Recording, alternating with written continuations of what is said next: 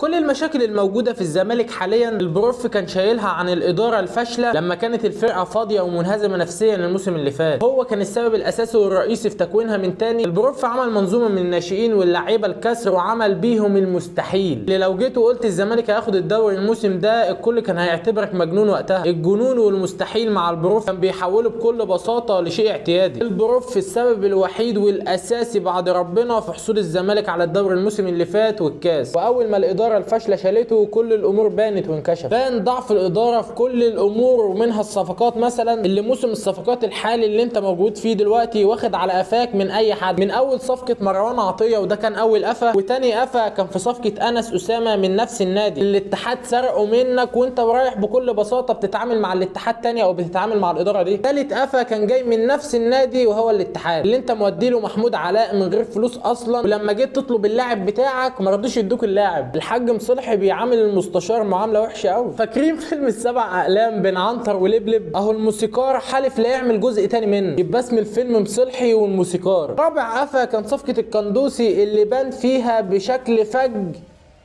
الفساد. قفا الاهلي اداهولك كده على الماشي وخلص اللاعب اللي انت بقالك اسبوعين قاعد بتفاوضه خلصه في 6 ساعات. اصحى يا سعاده الموسيقار، فاضل لك 4 كده. واخيرا وليس اخرا، الزمالك اكبر من ان يدار بعقليه الخالة نوسة. سلام يا زعيم.